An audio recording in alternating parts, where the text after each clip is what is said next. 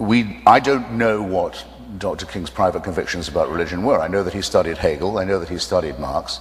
I know that among his very close entourage were a large number of secular socialists and communists. You know their names too. Stanley Levinson is probably the best known, but among the black civil rights leadership, Bayard Rustin, secular socialist, Philip Randolph, secular socialist trade union leader. These were the building blocks for the March on Washington, as was Victor Reuther and many others. The belief that it is illegal as well as evil to keep black Americans in subjection does not require any supernatural endorsement. It had been proved repeatedly in law and in morality and in ethics, and demonstrated in practice. The only thing that had always been consistently justified by the churches was initially slavery, the right to hold someone as a slave, biblically warranted, and the right to keep the races separate, which is endorsed by a church that, just to give a contemporary example, one of the current candidates for the Republican nomination is a member of a church, the so-called Mormon Church of Latter-day Saints, that until 1965 had it as an article of faith that the Bible separates the sons of Ham and makes them lesser. Well, I don't have to discredit a text like that because I don't think it has any authority. So in a sense I return the question to you. Now, I didn't say that God was misused. I hope I wasn't so poorly understood by everybody.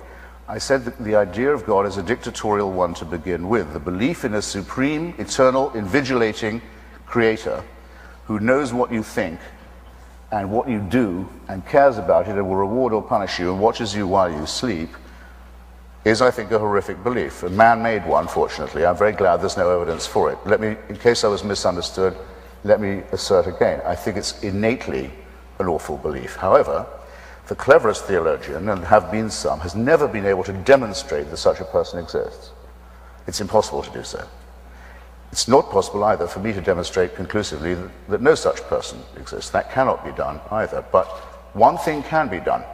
A person who claims not to know only that this person exists, a task beyond our brain, but to claim to know his or her, I accept your correction, Reverend, mind, to say, I know because I'm in holy orders, what this entity wants you to do, what he wants you to eat, who he wants you to go to bed with, and how he wants you to go to bed with him. What you may read, in what associations in private you may form, what thoughts you may have. That person is out of the argument now, it seems to me. We know that no one knows that. So the claim made by the religious that they know God, they know his mind, and they can tell us what to do in his name is, I think, exploded. Further, it is not argued by my side, at any rate, or by no one I know on it, that our presence here on the planet is something that is susceptible of a smooth, logical, reasonable explanation. To the contrary, we are still very much in doubt as to precisely how we came to be human and to separate ourselves from some of our common ancestors. And, we also know that of the species that have been on this small planet, in this tiny solar system, since the beginning of measurable time, of the number that were ever in existence, more than 98.9% have become extinct. A certain solipsism, I think, is required to believe that we, as a resulting species, are somehow the center of the created cosmos. This is not modesty, as the Christians call it. It's not humility. It's an unbelievably arrogant claim to make. But at least it makes up for the other claim we're supposed to put up with, which is, well, yes, but we're also miserable sinners conceived in filth and doomed to abject ourselves. Both of these positions are too extreme, too strenuous, too fanatical, and both of them reinforce each other in unpleasant ways, and both should be outgrown by us. Voila. Well, I think you probably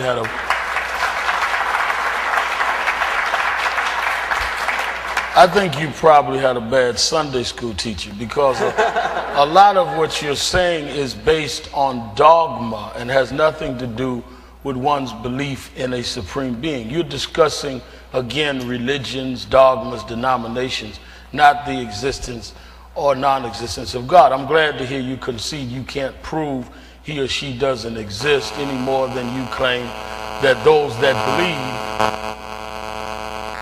Are you going to claim that that's God speaking speaking on my behalf. Hate it when that happens. Or the devil, which you choose. But I think that, again, the basic core question of God goes way beyond any example, no matter how witty or humorous, of those that come in God's name, because it is the dictates of denominations or organized religious groups that tell you what to eat and what to wear and who to sleep with and all of that. That has nothing to do with the existence of an order to the universe that is clear and evident. That science, I think, confirms that it evolved from somewhere. That's how I relate to God. To your point, however, since I wasn't assertive enough in the first going forward, and I think one guy said that the other night in Vegas, and Mayweather got more assertive, he won the fight, so watch out on that. But I'll get a little more assertive. Dr. King's organization, Brother Hitchens' name, was the Southern Christian Leadership Conference. So there's no question that he himself saw that the basis of the movement was God-based. Did he have some socialists that did not believe in God that associated with the movement? Absolutely. But they joined SCLC's endeavors after SCLC was formed. In fact, SCLC was formed in 1957 in New Orleans, before many of them that organized the March on Washington. When Bayard Rustin, who I knew, went down south, his problem was he debated a lot with the ministers there, who was the core of that group. So to try and secularize the civil rights movement is just totally inaccurate. It was a church-based, faith-based movement. There's no question about that.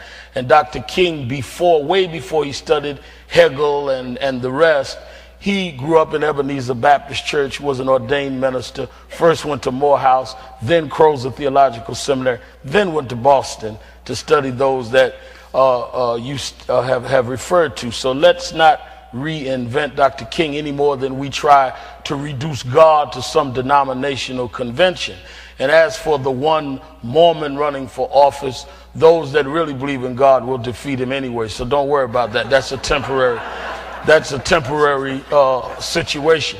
But I think the core challenge that I would have is that I would say to you that if your argument is that there are those that have used religion, as in slavery or as even today, to oppress people and use religion to be unfair to people or have misinterpreted scriptures, you would get no debate from me. I think that is a fact of history, and one that many of us have had to fight against. That still does not disqualify God any more than using anything in nature that is wrong.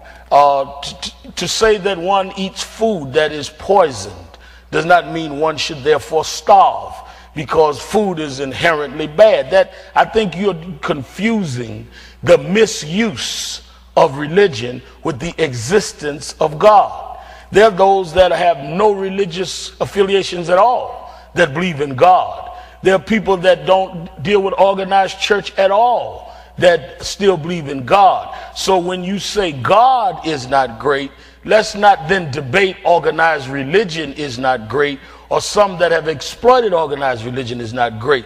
You, in the title of your book, and I've had a chance to go through your book, attack God, not those that express that they are therefore standing in God's place or representing God.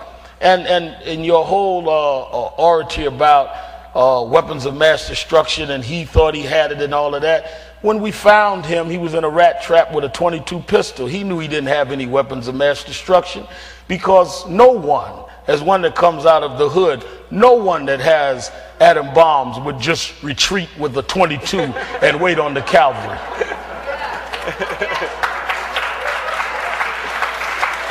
Any order you like. I think I better stick to the reverse order. No, well, that's why a very good time to attack him was before he could get back what he'd lost by way of WMD. He didn't have any then, and he wasn't going to get them back either, any more than he was going to improve his relations with Al-Qaeda. They were as good as they were ever going to get. and that was